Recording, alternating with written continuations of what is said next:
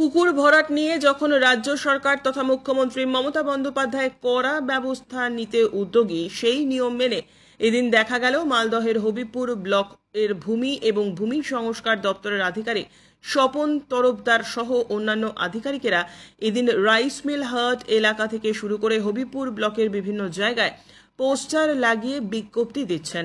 সেই পোস্টারে লেখা রয়েছে পশ্চিমবঙ্গ ভূমি এবং ভূমি সংস্কার আইন 1955 4 ঘ ধারা এবং পশ্চিমবঙ্গ আভ্যন্তরীণ মৎস্য আইন 1993 17 ক ধারা অনুযায়ী জলাভূমি ভরাট আইনত দণ্ডনীয় অপরাধ ও কঠোর শাস্তিযোগ্য। এমনই পোস্টার লাগানো হচ্ছে জেলা প্রশাসনের তরফে তথা হবিপুর ব্লক ভূমি ও ভূমি সংস্কার দপ্তরের তরফ থেকে।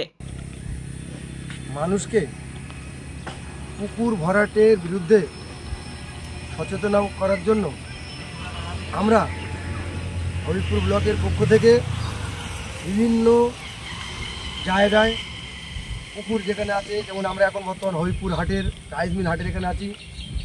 আপনারা দেখছেন যে একটা ফ্লেক্স এখানে আমরা দিয়েছি, যাতে লেখা আছে পশ্চিমবঙ্গ ভূমি ও ভূমি সংস্কার দপ্তরের ভূমি সংস্কার আইন 1955 4 ঘ 4 ধারা এবং পশ্চিমবঙ্গ অভ্যন্তরীণ মৎস্য সংশোধন আইন 1993 17 ক বা 17 ধারা অনুযায়ী জলাভূমি ভরাট আইনত দণ্ডনীয় অপরাধ ও কঠোর শাস্তিযোগ্য।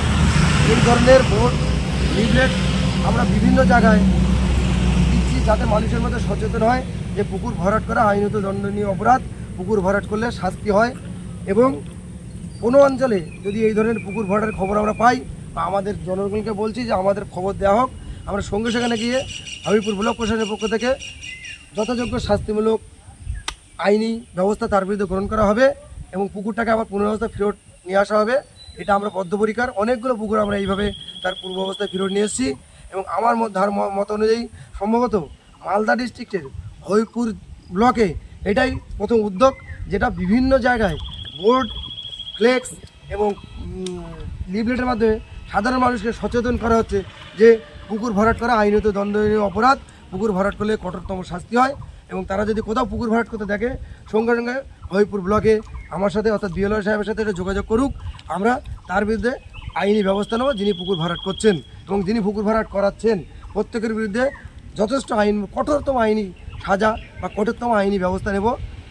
সুতরাং লোকে যাতে পুকুর ভরাট না করে, এই ধরনের অভিযান, এই ধরনের প্রচার আমাদের সবসময় চলতে থাকবে, যাতে হবিপুরেও পরবর্তীকালে কখনো একটা পুকুর ভরাট না হয় বা কোনো জলজমি বা কোনো জলাশয় কেউ ভরাট করতে না পারে।